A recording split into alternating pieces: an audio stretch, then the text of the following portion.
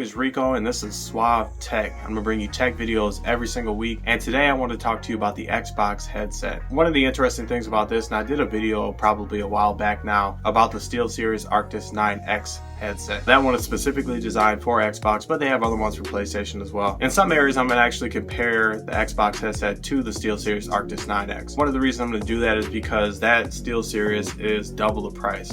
So the price on this Xbox headset is supposed to be $100. Now it's really hard to find, and actually I found it a couple of different places. The first place that I found the Xbox headset is actually going to be on the Walmart website. Now when I looked at the website, they only had 2 left in stock. However, they were also selling it for $150. Not the greatest if you really want to get that headset and you're not trying to spend over what it's actually been priced as. So I'm a little concerned about that. I'm a little bit confused as well as to why Walmart decided to do that. Usually Walmart's on the cheaper side when it comes to things, if not just a few cents. It's a little bit weird. However, there's another website I would actually have you check out, and that's StockX. Now, one of the interesting things about these, and I've actually purchased a couple of different things on this website, is that they actually have an authentication center where they're gonna have that seller send that into them. They're gonna authenticate it for you, make sure that's actually the product that you ordered and that they advertised, and then they're going to send it from their authentication center directly to you. So one of the things I like about this is that yes, you're going to pay a little bit more of a premium when it comes to that. However, at the same time, you know you're getting the right product. I know in the beginning when a lot of people were looking for Xbox Series X and PS5, they were getting fooled into believing that they were getting that actual system, and then they would get pictures of the box. That's one of the reasons that I actually purchased a few things on StockX. So the price on StockX is actually going to be $132 and some change. Now that's at the time of this video. It may go up, it may go down. I know I saw it on there probably about a month ago where it was actually $160. And so it has gone down since then. So if you're looking for this and you're not too concerned with paying a little bit extra, like $30 some extra for your headset, I would go ahead and check them out.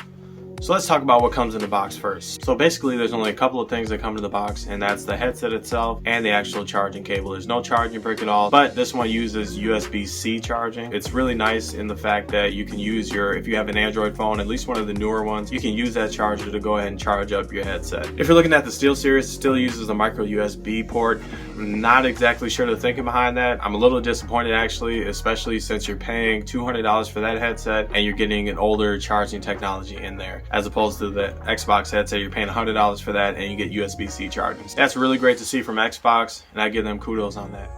So after you're done unboxing that, let's look at the headset itself. If you look at the headset on the left side, you're going to actually have a mic. It's a bendable mic. It doesn't retract like on the SteelSeries Arctis 9X. However, it's also a lot shorter, and so when you have the mic down, you're actually not going to be able to see the light a little bit. I kind of found myself looking over in the corner to make sure that the mic was off if I wanted to talk to somebody. Also on the left side is going to be the button where you're going to actually turn it on. So you press and hold it for a couple of seconds to turn it on. You're going to hear a little noise to let you know that it's actually on, but you press and hold for longer than a few seconds if you actually want to pair it, and then again you're going to hear kind of like a signal that keeps chiming in and out that's going to tell you that it's in pairing mode. And so you can pair between 2 different Xboxes. I have the Xbox One and the Xbox Series X, and so oftentimes, you know, if I'm playing one game on one and another game on the other, I'll go ahead and I'll switch it up and I'll pair that to my old Xbox, or vice versa. You pair it just like you would pair any Xbox controller. So you actually go ahead and press and hold that button down. Once you hear that chiming continuously, you're gonna go ahead and press the button that you use to pair your controller on your Xbox. Once you go ahead and sync that up, you're gonna hear a little bloop bloop, and then you know that your Xbox headset is paired. Also, right at the base of the microphone where it comes out of the headset is where you're gonna have the mute button. And then the other thing on the left side of the headset is going to be the dial that you turn. You're going to turn it forward so that you can hear just what's in the game, and then you can turn it midway so you can hear what's in the game and the chat, or you can turn it all the way down and then all you hear is what's going on in the chat. And then the only other things left are actually on the right side. That's the actual USB-C charging port and the dial so that you can control the volume, whether it be up or down. It's a very simple headset, and actually I really appreciate that. I don't like a whole lot of complicated things on my headset. I will say the SteelSeries has a little bit more to get used to, but that one is actually not bad either. And if you want to see that video, I'll put a link in the description below. I'll also go ahead and put it at the end screen of this video. So looking at this headset, you might think that it's completely plastic. Actually, on the inside there is steel, and then you have plastic over that. You also have foam at the top of the headset that sits comfortably on top of your head, and actually I really appreciate that. I like the fact that it's not too heavy. And I know with the SteelSeries headset, you know, I turn my head or I have my head down or something like that, I can feel it shifting, I can feel it moving. Another reason that it's actually heavy is because in the SteelSeries one, there's actually 2 batteries. It lasts a heck of a long time. However, it also adds to the weight of the headset. This one, you don't have that problem. I will actually say that it kind of loses in one area, and that's long periods of use. On the ear cups, you actually have foam on the inside as well, but covering that foam is a polyurethane, and so that kind of actually seals in heat. Now, it's not too bad. It's not like the Wyze headset that I actually did the last video, but you can definitely feel a little bit of condensation going on around the ear, which isn't super comfortable after hours of gaming, but it wasn't as bad as the Wyze headset that I did. I know with the SteelSeries is actually kind of like a mesh ear cup, but then those ones are not as comfortable. It feels like the drivers kind of sit really close to my head. With the Xbox headset, the drivers don't sit that close, and it's really comfortable. It's, you know, I really kind of forget that I have it on. Now, the next spec on this list is actually Bluetooth, and with that Bluetooth, you can actually still connect to your phone, you can still make calls, and you can still listen to music on there. I haven't done that a lot. I actually did connect it once. However, I did have a little bit of an issue. So when I connected it to my phone, I couldn't hear anything in the game, obviously. I could hear everybody in the chat still, but then when I tried to turn it off and I disconnected it from my phone, I actually even deleted it from my phone, I still wasn't able to hear what was going on in the game. Again, I could still hear the chat, but you know, playing Call of Duty, I really need to be able to hear if people are around the corner, walking, people are shooting at me, things of that nature. And so what I actually had to do was power down my entire Xbox. I had to power down the headset, I had to reset the game, and actually go back in, which was a little bit of a pain, but you're gonna expect some kind of hiccups when you're working with technology. So with this headset, like I said before, it doesn't have 2 batteries like the SteelSeries headset. However, it does have, or it claims to have, a long battery life. I actually, probably in the past month, I've only charged it maybe twice, which would go a long way backing up their claim on their website. It says that it goes 15 hours between charges. Now, have I sat down and done gaming for 15 hours? No. Do I ever plan on doing that? No. And I don't think a lot of people do, but it's nice to know that I don't have to find a power source right away when I want to use my headset. And also what they let you know is that 30 minutes of charge is going to give you 4 hours of gameplay, and it only takes about 3 hours for you to actually charge it to full capacity, so that's nice as well.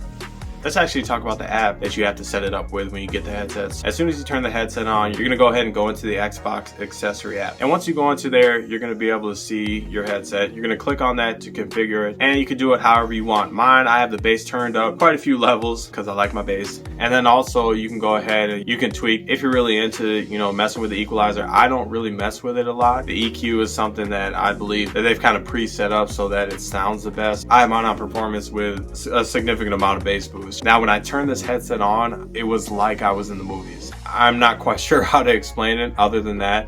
The bass was really surrounding. It kind of, like I said, with these ear cups, they're really cushiony. They're a little further away from the drivers than the SteelSeries headset, and I really, really liked it.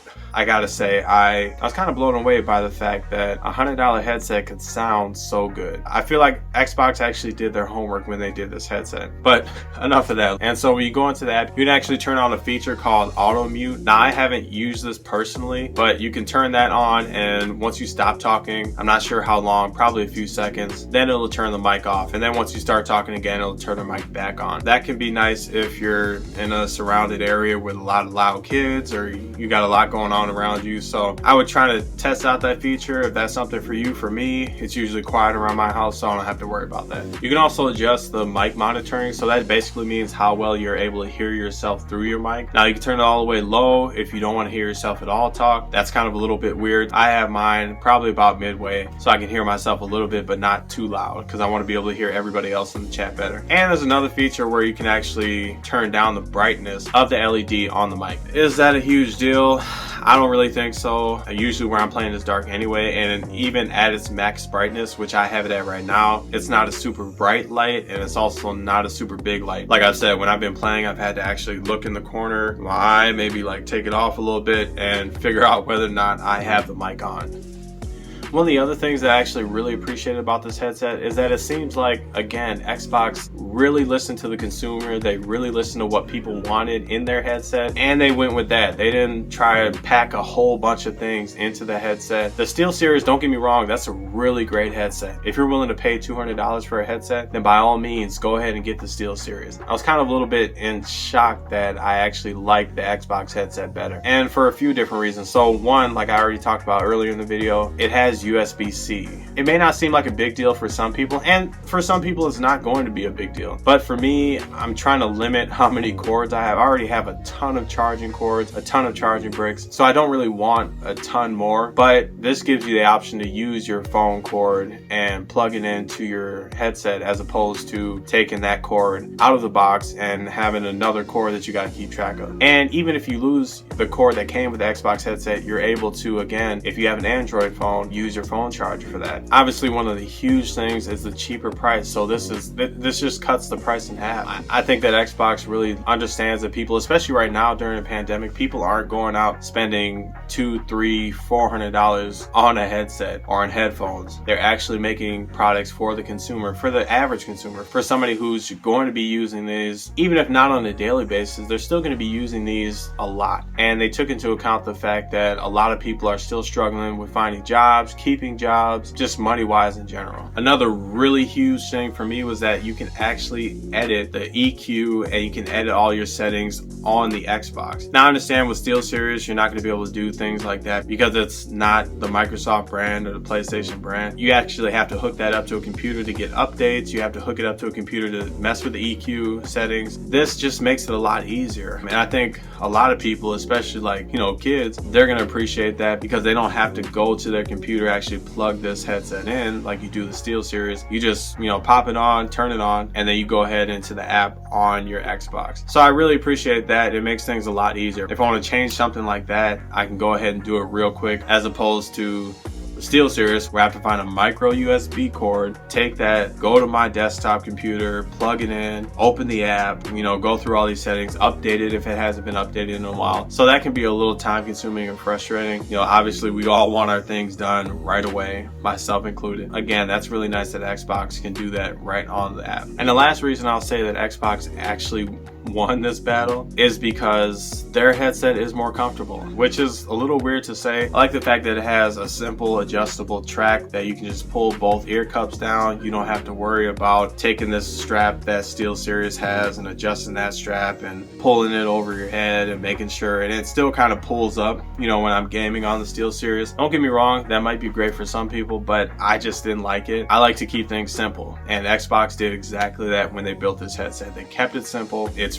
really, really comfortable. I can't even express, with the exception, like I said, of a little bit of condensation, from heating up when you playing that game, but I can't express enough how comfortable this is. I actually did feel like there was nothing on my head at certain periods of time because it was so light, it was so comfortable, the phone was so comfortable. So I definitely got to give this one to Xbox. Don't get me wrong, I still use my SteelSeries, not as much as the Xbox One, but I do still use it from time to time just to kind of get a different feel. And I would say like maybe a couple of different games sound really good on that. However, when I'm playing Call of Duty, the Xbox headset is the one that I prefer.